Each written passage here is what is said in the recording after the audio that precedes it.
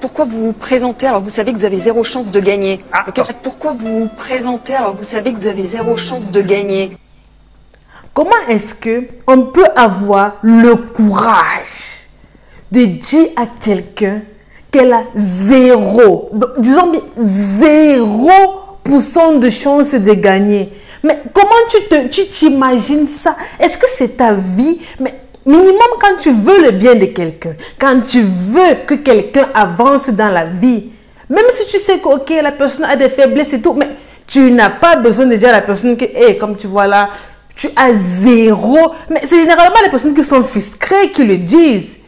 Tu fais comment pour savoir que la personne là, dans sa vie, ce sont ses objectifs de vie à elle. Donc, elle vit sa vie, tu laisses ta vie pour venir prouver à la personne qu'elle a 0% de chance de réussite. Mais tu fais ça comment? En fait, ça se passe comment? Mais je ne comprends pas. On peut être aigri comme ça. Mais quand tu veux le bien de quelqu'un, tu vas minimum donner des astuces. Genre, en mode, tu vas dire que bon, je te conseille de, ou bien qu'est-ce que tu as prévu de faire pour gagner? Tu as zéro. Non. Aïe, aïe, aïe. Le déo est gâté. Le déo est gâté. Le déo est gâté. Vrai gâté même. Ah, oh là là, on a tellement dit ça à Fillon, à Hamon, à Donald Trump. Vous voyez? Non, mais elle n'a pas. Non, mais parce que le problème, c'est que...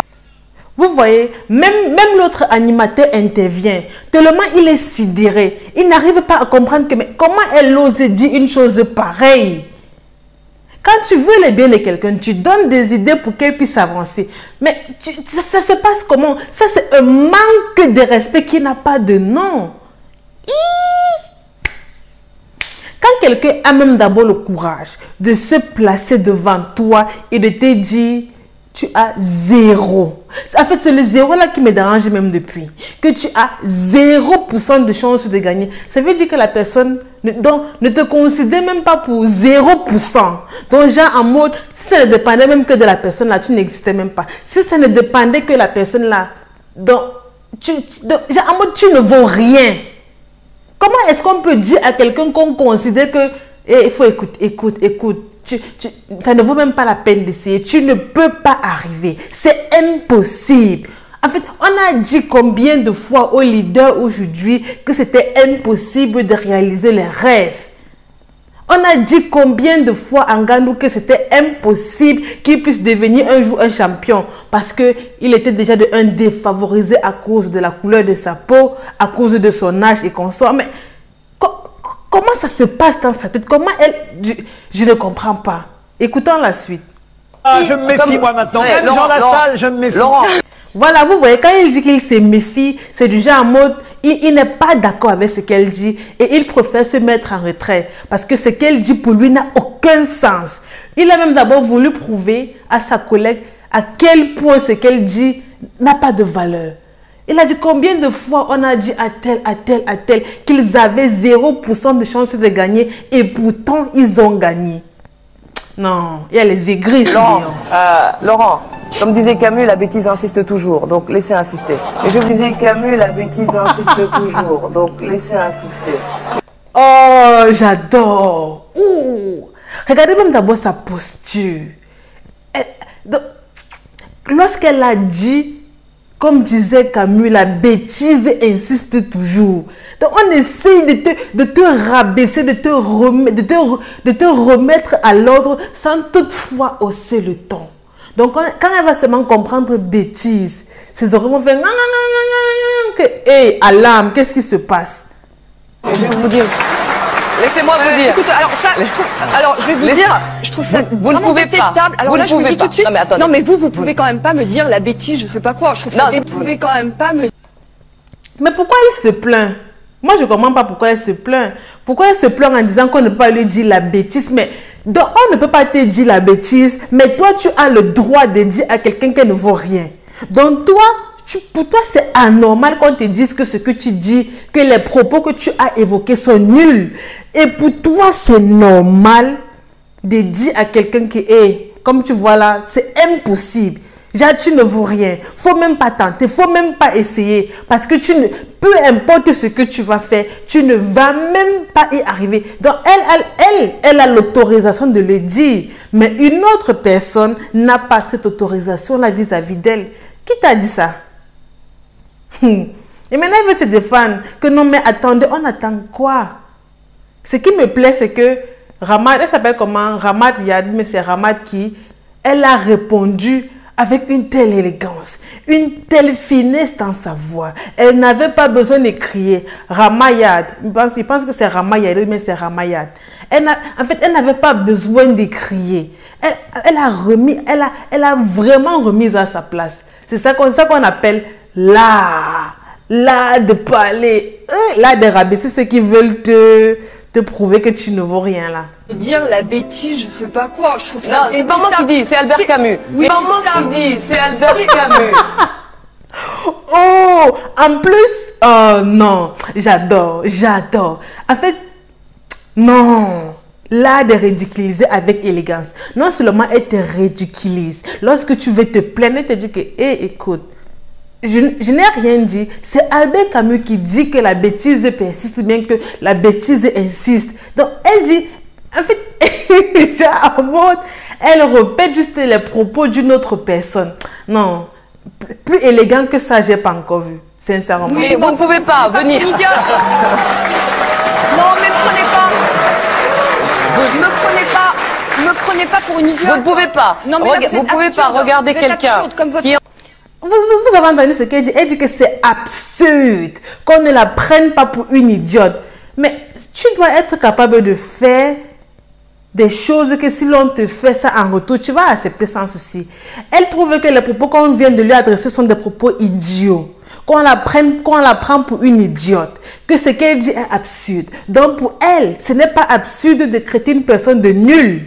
Pour elle, ce n'est pas absurde. Alors que lorsqu'on lui dit que ses propos sont tout aussi nuls, elle se plaint. Mais normalement, elle ne devait pas se plaindre. Elle devait juste accompagner ses propos. Elle devait juste accompagner les propos désobligeants qu'on vient de lui adresser, mais avec une élégance.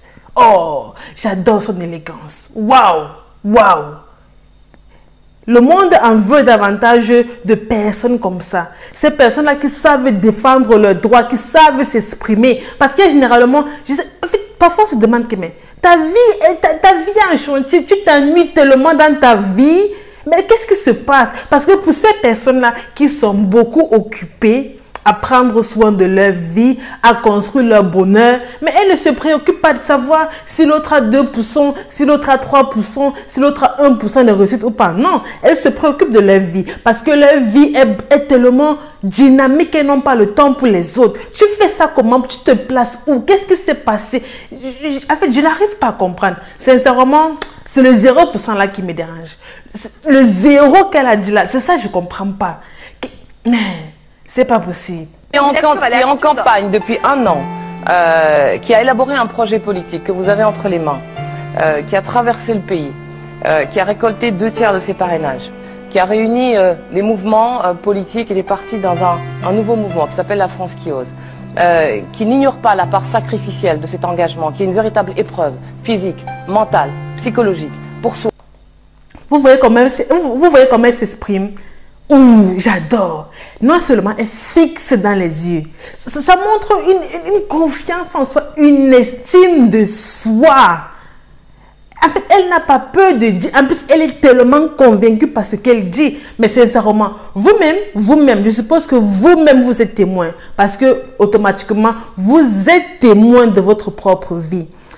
Combien de fois est-ce que vous avez mis sur pied des objectifs et vous n'avez pas pu les atteindre? Il y a des gens, ils mettent sur pied des objectifs pendant 1 an, 5 ans, 10 ans, 20 ans, 40 ans, 50 ans, 60 ans. Ils ont toujours le même objectif depuis qu'ils sont tout petits et ils n'ont pas pu l'atteindre. Pour une personne qui a crapahuté, elle s'est démerdée, elle a fait tout. Lorsqu'on dort la nuit, elle travaille. Lorsqu'on voyage, elle travaille. Donc, elle a sacrifié beaucoup dans sa vie pour minimum atteindre le peu d'objectifs qu'elle s'est fixé. Pour une fois qu'elle essaie de sortir sa tête de l'eau, on veut la rabaisser. Mais c'est normal qu'elle ait du répondant. Mais combien de fois est-ce que moi-même, dans ma propre vie, j'ai mis des objectifs sur pied, je n'ai jamais atteint. J'ai par exemple mis des objectifs sur pied. Un premier, le 2, j'avais même déjà oublié. Le 2 même, j'étais passé à autre chose depuis. Combien de fois en une année, je mets le même objectif sur pied?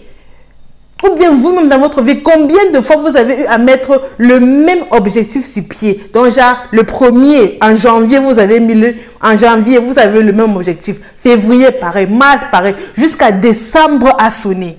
Quelqu'un qui a pu avoir la détermination, elle a eu confiance en elle, elle a su s'aimer suffisamment, aller au-delà de ses limites pour être minimum fière d'elle, de son parcours, de qui elle est devenue. Tu oses dire à la personne qu'elle a 0% de chance de réussite. Tu connais la détermination que cela demande. Mais si par exemple, elle n'est pas fière de son métier de journaliste, ok, mais tu démissionnes sans toutefois empêcher les autres d'avancer. On peut être aigri comme ça. Non. Le déo est gâté. Tchaï! Non. Le déo est gâté. Donc, quand tu veux un peu avancer comme ça, on t'appuie. Quelqu'un qui fait tout pour rendre sa famille heureuse, pour inspirer les autres, pour être fier d'elle-même. On ne sait pas où tu sors. À chaque fois qu'elle est là dans sa propre vie, elle fournit tellement d'efforts. Tu ne vois pas. Pour une fois qu'elle se place sur la tribune et dit « Je suis fière du parcours que j'ai fait. J'aspire à devenir telle chose, telle personne. J'aspire à faire telle chose, telle chose, telle chose. » Tu dis à la personne que, hey, comme tu vois là, tu as 0% de chance de réussite. Avec quel temps? Non, elle a remis à sa, elle a remise à sa place petit. Petit même.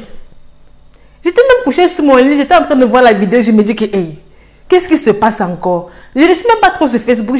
À peine j'ai fait la vidéo, j'ai dit que non, ça, je ne peux pas laisser. Pour sa famille, qui suppose de penser le pays à un niveau où vous devez vous hisser. Et vous ne pouvez pas venir devant moi et me dire, vous avez 0 chance. Pas quand, effectivement, Donald Trump a été élu contre vos diagnostics. Pas lorsque même François Fillon, dont on parlait à l'instant, a été élu contre vos diagnostics. Donc, si vous insistez, pas quand Benoît Hamon, également, est sorti premier du premier tour, malgré vos diagnostics. Donc, je crois vraiment que vous devriez être investi. Donc, je crois vraiment que vous devriez être... Vous voyez ce sourire, le faux sourire. C'est le sourire que lorsqu'on est en train de te descendre, tu pensais que tu étais, on te descend. En fait, tellement tu ne sais pas comment réagir. Il faut minimum que tu fasses quelque chose pour ne pas trop te sentir ridicule. Ça ne peut qu'être le sourire. Et ce que j'adore encore le plus, c'est la réaction du monsieur qui est à côté d'elle. Lui, il a un sourire, mais son sourire est vrai. Dans le sens où j'ai l'impression que son sourire là, c'est en mode, il est fier de ce que la dame, mais c'est Ramaya dit. Et en même temps, il se moque de celle qui est assise à côté d'elle. Assise à côté de lui, pardon. Être un petit peu plus modeste et laisser aux Français la possibilité de choisir. Non, moi je comprends pas. On peut écrire gris comme ça. Non, lisez un peu les commentaires. Peut-être qu'il y aura les commentaires assez intéressants. C'est pas vrai. C'est pour ça qu'il faut lire. Il faut suffisamment vous éduquer. C'est important. Parce que des gens comme elle là, il y en a partout. À chaque fois, on veut te rabaisser. Même dans la vie quotidienne, lorsque tu veux un peu avancer comme ça, on t'a appuyé. Donc, quand tu veux un peu sortir ta tête de l'eau comme ça, bien regarder un peu par la fenêtre pour dire que, ah, enfin, je me soulage. On t'appuie. On t'appuie. Et pour ces gens-là qui n'ont pas confiance en elles, elles vont rester dans leur chambre à longueur de journée, pleurer, oublier même leurs rêves. Écoutez, vos rêves ne sont pas pour les autres. Ces personnes-là qui vont à chaque fois vouloir vous rabaisser, à chaque fois vouloir vous dire que tu ne peux pas avancer, ce n'est pas pour toi, je suis beaucoup plus confiante que toi. Donc si on va sur le principe que moi, je suis beaucoup plus confiante que toi, ça veut dire que toi, tu ne peux pas faire tel métier, tu ne peux pas réaliser telle chose. Ne les écoutez pas, ce sont que des aigris. Mais si les gens dans leur vie sont vraiment fiscrés, si les gens dans leur vie, il manque même ce qu'ils vont faire au quotidien, même seulement pour s'occuper, vous pensez que ils vont préférer s'ennuyer? Non! Tellement ta vie est assez intéressante. Tellement la personne t'envie, mais elle ne sait pas trop comment faire pour arriver à ton niveau. Mais il faut seulement qu'elle te blesse pour pouvoir un peu avoir de la valeur. Et si tu fais erreur, tu réponds avec impulsivité pour entrer dans son jeu, sans même te rendre compte. Hé, ça va, c'est fini. Ton vis-à-vis aura gagné le combat, c'est fini. Elle a répondu avec une intelligence, une sagesse, en conservant sa dignité. Ah! Non, j'ai adoré. Elle a dit que c'est Camus qui le dit, ce n'est pas moi. La bêtise persiste. Oui, oui. Les gens là qui veulent toujours projeter leur frustration sur vous. Ils sont là dans leur vie, ils ne sont pas heureux. Ils veulent aussi que tout le monde autour d'eux soit malheureux comme eux. Au lieu d'encourager les gens que minimum ils ont des objectifs de vie pour inspirer ces autres personnes-là qui n'ont pas vraiment d'objectif de vie à aller de l'avant. Tu es là, tu veux rabaisser la personne. Finalement, qui va aider l'autre à avancer si tout le monde se comporte comme elle?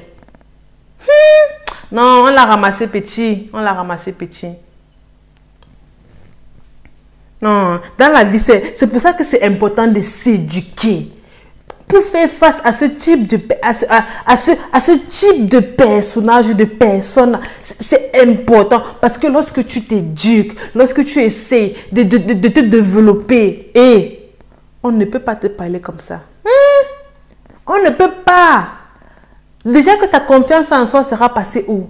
La confiance en soi, là, c'est la base. Si elle n'avait pas confiance en elle, elle n'aurait même pas eu le courage de répondre. Peut-être même elle serait quittée du plateau. Ou bien elle n'aurait rien dit. Peut-être.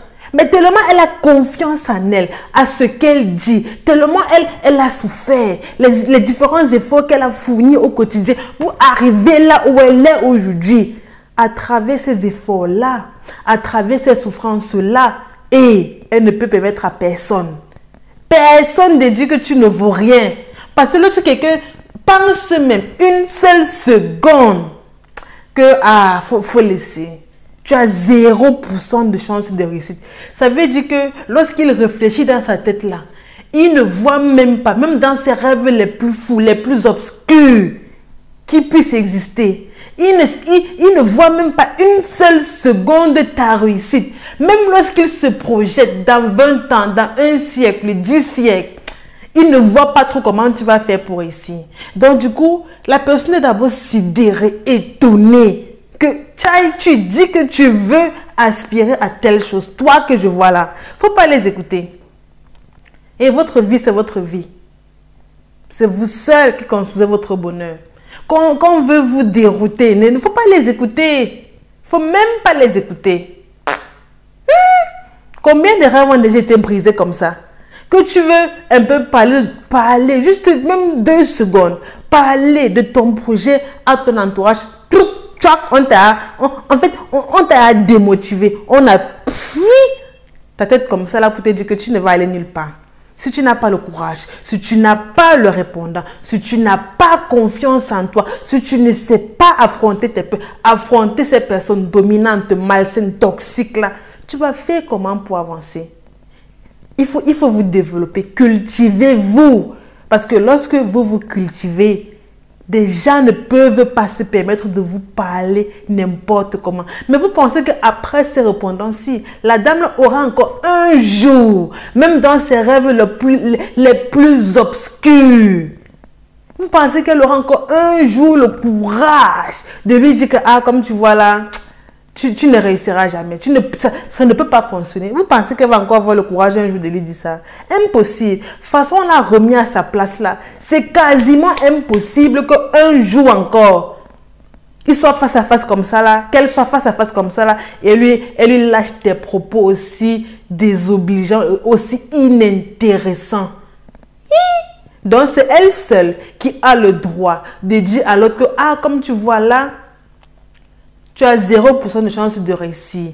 Alors que lorsque la dame lui dit que la bêtise persiste, elle dit que c'est idiot. Elle dit qu'on lui traite de bête. Elle dit que c'est absurde. Donc c'est toi seul qui as le courage, la possibilité de démotiver l'autre personne. Toi, on n'a pas le courage, on n'a pas l'opportunité là de t'agresser aussi des propos désobligeants. Non. Que tu es qui? Pourquoi? Il faut faire ce que ça vous fait, vous allez accepter. Oui, oui. Il faut faire ce que... Si on vous fait la même chose là, il faut accepter. Si vous savez que vous n'allez pas accepter, taisez-vous. Même si vous pensez que la personne est nulle, gardez ça pour vous. Le jour où la personne échoue, tu dis aussi dans ton propre cœur que ok, je savais que tu allais échouer. Tu n'as pas besoin de rabaisser les autres pour te faire voir. Mais on n'a pas besoin de ça. Si c'est que tu as automatiquement besoin de l'approbation des autres pour te faire voir, c'est malheureux. C'est que c'est très malheureux. Parce que je ne vois pas, parce que lorsque j'ai réfléchi, à pas l'humilier, à pas montrer à cette dame, à Ramayade, qu'elle est nulle, qu'elle ne vaut rien, je ne vois pas l'idée ou bien la bonne intention qui a été cachée derrière ces propos. Non, je ne vois pas. Sincèrement, je ne vois pas. Et ça ne vaut pas la peine, sincèrement. Ça ne vaut pas la peine de vouloir appuyer une autre personne pour se sentir au-dessus, pour se sentir un peu supérieur. Tu n'as pas besoin d'être sur la tribune. Tu n'as pas besoin d'être admiré par tous pour ressentir un peu que dans ta vie, il y a un peu de la valeur. Non, tu t'es détruit toi-même. Toi-même, tu t'es détruit. Tu dois être capable toi-même. Peu importe le feu des projecteurs, peu importe ce que tu sois sur la tribune ou pas, tu dois être capable toi-même, dans ta propre vie, de créer ton propre bonheur. Pas de rabaisser les autres pour être heureux. Il faut davantage de vaillants soldats comme elle. Non, il faut davantage. Il en faut davantage. Il faut qu'on s'éduque davantage. C'est important. Très, très, très capital. Primordial même à la limite. Ouh! On aura tout vu. À ce qui paraît, il n'y a plus de commentaires vraiment aussi intéressants que ça. Du coup, on va arrêter la vidéo comme ça. J'ai fait quelques vidéos sur comment se respecter. Parce que dans la plupart des cas, on pense que les autres sont obligés de nous respecter. Non. On ne commande pas le respect. Et le respect s'impose. On ne le commande pas. J'ai fait la vidéo là-dessus, donc n'hésitez pas à aller la regarder. Merci aussi de vous abonner. Merci d'avoir regardé la vidéo jusqu'à la fin. Prenez soin de vous. Prenez surtout soin de vous. Parce que si vous ne prenez pas soin de vous, tous les vautours autour de vous là vont toujours vouloir vous décourager. J'ai fait une vidéo sur comment prendre soin de soi. Prendre soin de soi ne veut pas seulement dire couper les ongles, se maquiller, bien s'habiller. Non, ça va au-delà de ça. Ça va au-delà de comment s'aimer soi-même. Prendre soin de ça, ce n'est pas seulement l'apparence physique, non. C'est beaucoup plus interne. J'ai fait une vidéo là-dessus, mais je ne l'ai pas encore publiée. Donc, n'hésitez pas de vous abonner pour qu'une fois que cette vidéo-là sera sortie, vous puissiez la regarder. Parce que, à coup sûr, ça c'est clair, là, j'en doute pas, elle va vous apporter de la valeur ajoutée. À coup sûr. Du coup, prenez soin de vous. Prenez vraiment soin de vous. Et soyez heureux. Parce que lorsqu'on est heureux, on ne fait pas ce que la dame l'a fait. Lorsqu'on est heureux, on est tellement occupé à construire son bonheur qu'on ne sait même pas si la personne qui est en face de nous a confiance en elle ou pas. Prenez soin de vous et soyez heureux. Capital, primordial, important.